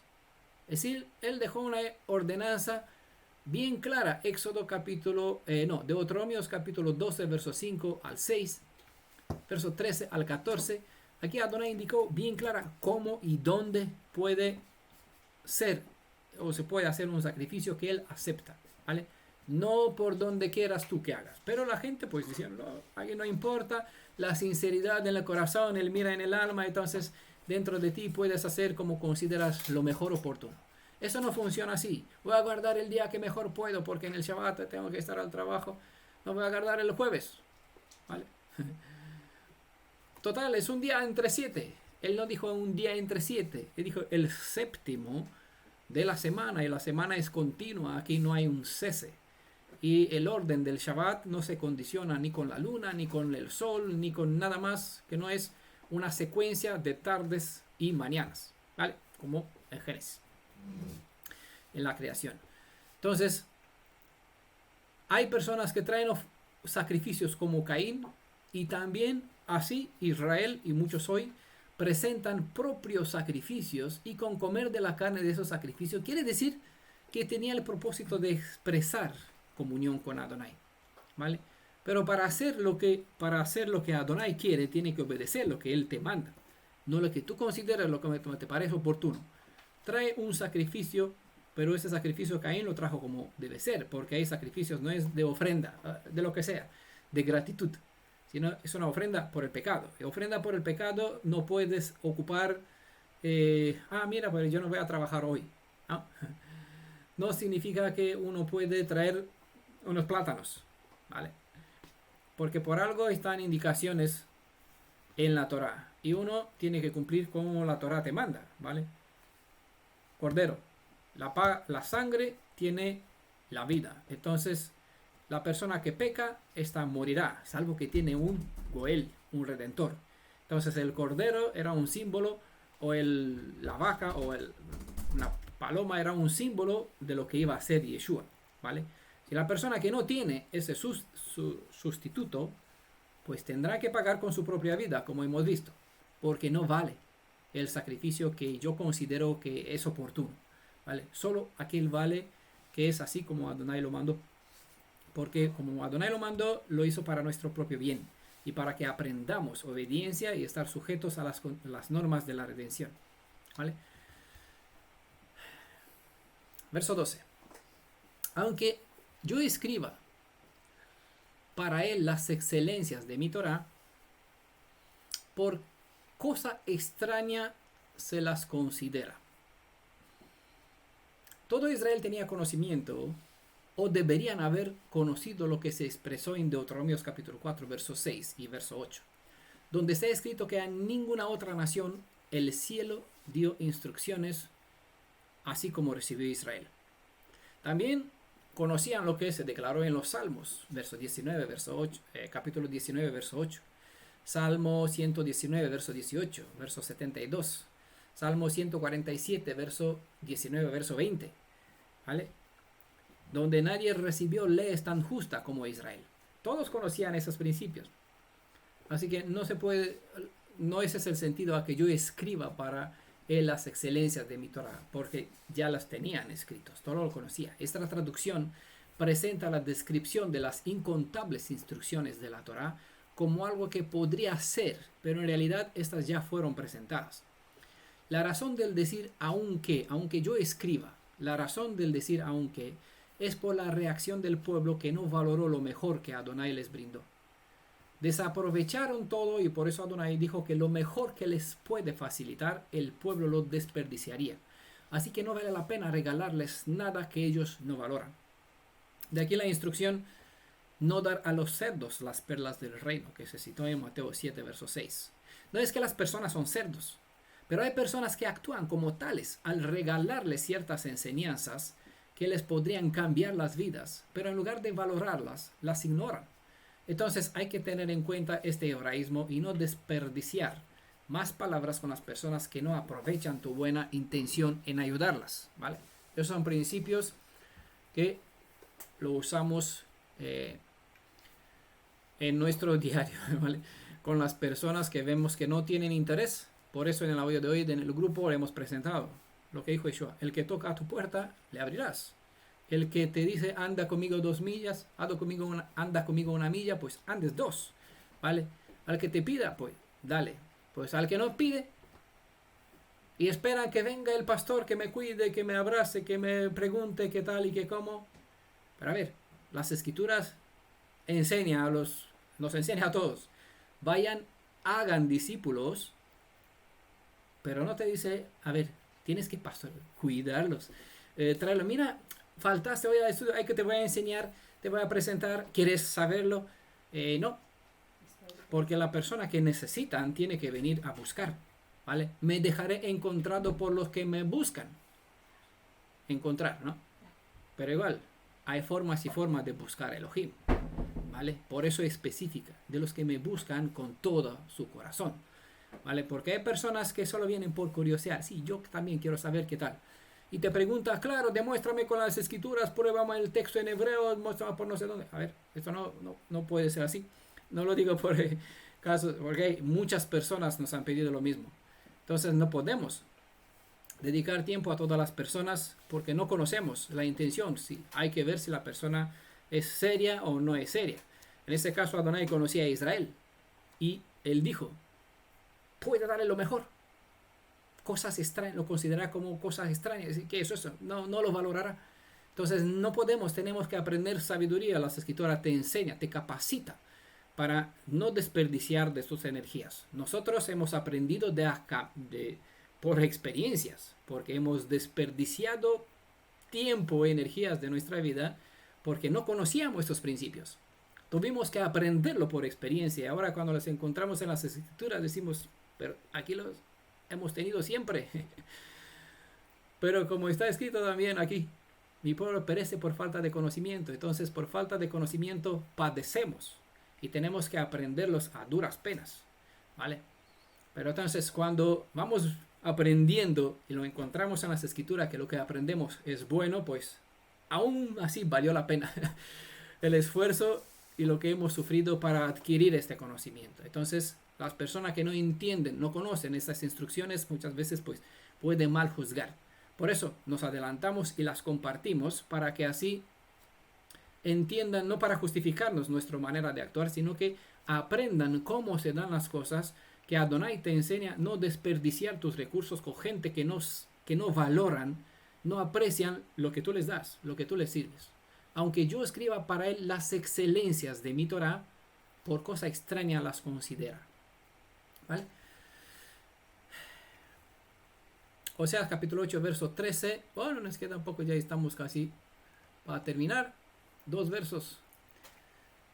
Ya pueden ofrecer sacrificios en mi honor y comerse la carne. Adonai no los acepta. Ahora recordará sus culpas y visitará sus pecados. ellos volverán a Egipto. Hemos visto antes que en las partes anteriores que los hechos quedan delante de Adonai como si fuera una vestidura para cubrir nuestros seres. No sé si en capítulo anterior. Cuando esta vestidura presenta manchas de impureza, ¿qué es eso? Pues adversidad a la Torá, ni lo mejor que hacemos al seguir los protocolos rituales de la Torá no será una ofrenda agradable ante nuestro Elohim. Así que con hechos adversos a la Torá, si vamos a presentar una ofrenda de guardar el Shabbat, por ejemplo, Él mira hacia nosotros y al ver las manchas en nuestro carácter, mente o acciones, no verá nuestra supuesta buena intención, sino que las manchas le hará ver las transgresiones que hemos cometido. Una imagen que en lugar de esperar una bendición, imagínase que en lugar de esperar una bendición por ofrecer una ofrenda, recibes un castigo. Una ofrenda puede ser, cada Shabbat es una ofrenda que nosotros regalamos a Elohim porque nos paramos de nuestros quehaceres para dedicarnos a las cosas espirituales, para nuestra vida, sobre todo que lo honramos al Creador, pero igual el Shabbat es una bendición para regenerarnos nuestros cuerpos, nuestras mentes, para ganar fuerza. Igual es una bendición. Pero bueno, digamos que hacemos una ofrenda para Elohim al apartarnos, ¿vale? Entonces, imagínate que en lugar de esperar una bendición por ofrecer esta ofrenda, recibes un castigo. Y por encima, ser enviado de vuelta a la esclavitud. Es decir, que el jefe... Normalmente, si guardamos el Shabbat, Adonai pues obra de tal forma que el jefe pues nos brinda la oportunidad de tener libres el Shabbat. Pero sucede que cuando yo me dispongo a guardar el Shabbat, Adonai hace que el jefe me diga, pues te voy a despedir si no vas a seguir trabajando. Claro, tú esperas una bendición y entonces te preguntas, ¿qué pasa? Porque yo he sido fiel. ¿No? Hay algo aquí que algo no funciona. Hay algo que tú no ves, pero él lo ve. ¿Vale? Entonces uno tiene que investigar o mirarse hacia su vestido. ¿Vale? Pues, ante una ropa sucia, la sentencia está clara. La paga del pecado es la muerte, porque esclavo en Egipto es igual a estar bajo el dominio de Hasatán. Y como todo el imperio de Hasatán está destinado a la perfecta destrucción, también aquel que se encuentra en su reino será destruido también. ¿Vale? Uno puede hacer lo que sea, sacrificios en mi honor, y comerse la carne es una forma de decir que quiere tener comunión con el Creador. ¿Vale? No funciona porque el ritual, si no es coherente con la intención, con la dedicación, con mi corazón para con Él, con mi disponibilidad de ser purificado en cuanto a los preceptos de la Torá, se convierte en algo hipócrita, algo que no es trigo limpio, como se dice, ¿no? Por eso no puede ser aceptado. Entonces, cuando yo me presento de esta forma hipócrita, dice, pues Adonai recordará las culpas. No verá la intención mía de presentar el sacrificio, sino que verá la transgresión que yo cometo. ¿Vale? Y visitará sus pecados. Es decir, mira, estos son los hechos. La principio, causa, efecto, la paga del pecado es la muerte. ¿Qué puedo dar por la transgresión que estás haciendo, que tú lo tienes? Pues justicia. Ellos volverán a Egipto. Es lo mismo como quedarás aquí. No tendrás la oportunidad de poder entrar en la tierra de los redimidos. Te quedarás por los países por donde estás viviendo. Imagínate que estás aquí todavía en México, tú esperando la redención para que vuelvas a Israel y vivir para siempre feliz. Y dejar a tus hijos, bueno, que encuentres esposo, que tengas hijos, hijas, y que vivas largos, que te sacíes de días como se presentan las escrituras. Y que sus hijos, tus nietos anden sueltos por aquí sin ningún problema, que algún serpiente, algún dragón, alguna bestia que le puede hacer, algún ladrón, dejas tu casa abierta, sin vallas, sin protección, porque hay una muralla de fuego que te protege. Vivir tranquilo. Y en lugar de recibir pues te quedas por los países por donde estás en México. ¿Vale? Eso es volver a Egipto. Volver a esclavitud. Es con la gente que quedan fuera del reino. Sácalo fuera porque no tienen la ropa correcta. ¿Vale? ¿Cómo entraste aquí? Sácalo fuera. ¿Qué hay fuera? El lloro y el crujir de dientes, es decir, el lugar donde no hay redención, estás fuera de entrar, de volver a la tierra de Israel en el reino de los cielos, ¿vale? Cuando se presenta, ¿vale? Para caminar por los caminos de oro, es decir, para tener la bendición que tanto anhelamos. Y el verso 14, olvida a Israel a su hacedor, edifica palacios.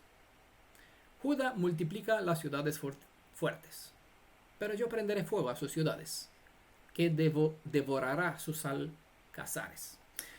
Muchas veces se dice la carta de divorcio solo para Efraín porque fue malo. Se olvida que ahí también se habla de la casa de Judá que fueron peores. ¿Vale? Ya mediante Moisés se le advirtió a Israel de que debido a los caminos en contra de la Torá, el pueblo olvidará a su Elohim. ¿Vale? Eso está de Deuteronomio capítulo 32, específicamente el verso 18.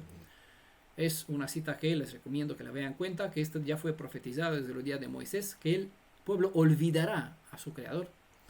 La obra de nuestras manos, lo mejor que producimos al obrar sin nuestro Elohim, no aprovechará para siempre, si no está edificado con Elohim. Todo lo que no se siembra con Elohim se desaprovecha, se desperdicia. El estado actual sionista israelí va a experimentar nuevamente lo que sucedió al reino del sur, porque aún no han aprendido de los errores del pasado. Es bueno que tengáis en cuenta los siguientes versos porque van a ver que lo que ya se ha presentado en esta serie llamada Profecías al Día. Hay en YouTube todo un playlist, un archivo con todas las series Profecías al Día. ¿Vale? El libro de Oseas está independiente en un archivo y el libro de Zacarías independiente en otro archivo. ¿Vale? Entonces encuentra 3 archivos en el canal de YouTube. Cuando buscas aquí listas, te sale 3 listas: Profecías al Día, libro de Oseas; Profecías al Día, libro de Zacarías; y Profecías al Día. Aquí hay unos 30 capítulos, no recuerdo cuántos, de las escrituras, capítulos independientes de otros profetas, y varios se dirigen específicamente sobre el actual estado sionista. Entonces es bueno que tengáis en cuenta estos versos, como está Isaías 28, verso 8, Jeremías capítulo 5, verso 17, Miqueas 5, de 10 al 11, porque todas las ciudades fortificadas en Judeas fueron quemados en el pasado, con la excepción de Jerusalén. ¿Vale? Quien recibió esto con una advertencia de que si no cambiará su rumbo, también va a terminar en llamas. ¿Vale? Segunda Reyes capítulo 18, verso 13, está aquí una advertencia para ellos. Es un tipo que obviamente nos enseña que hay un antitipo. Si no tienes en cuenta lo pasado, pues volverá a suceder. Y las escrituras presentan como profecía que esto volverá a ser. Y habrá que terminar en llamas incluso Jerusalén, y sin remedio para si continúan en el mal. Lo que pasa es que eso sucedió. Jerusalén terminó en llamas y el templo destruido, mientras el pueblo fue llevado al cautiverio en Babilonia. La misma historia se repite en los días de Yeshua, se repitió en los días de Yeshua y se repetirá una vez más al tiempo del juicio que vendrá para purificar la tierra de Judea, el actual estado israelí, para siempre jamás, ya que no es posible que a la suma de los redimidos vuelvan a una tierra llena de transgresiones. No por nada Tel Aviv es llamada, entre el mundo gentil incluso, como la ciudad del pecado, ¿vale? Porque lo que se comete aquí, los festivales gay, vamos, son ya intolerables. Entonces, estamos pendientes de ver grandes eventos proféticos. Les vamos a presenciar y vamos a ver que lo que ahora estudiamos sobre el futuro está ya presentado desde el pasado, ¿vale? Porque hay patrones de procedimiento, de enseñanza, de advertencia, y la gente se muestra que cuando no aprenden de estos errores, pues vuelven a padecer de lo mismo, ¿vale? Entonces, en todo caso, Israel, la tierra actual, para que la suma de los redimidos pueda volver a ocupar la tierra de nuestros padres, pues necesita que un pueblo santo viva en un hábito santo, purificado de inmundicia, ¿vale? Todo lo demás que no coincida a los principios de la Torá será purificado, y así los que volverán pues en un lugar más apto para vivir y desarrollar la santidad que tanto se espera de parte nuestra, será un lugar idóneo. Bueno, hermano, aquí dejamos ya a 1:45.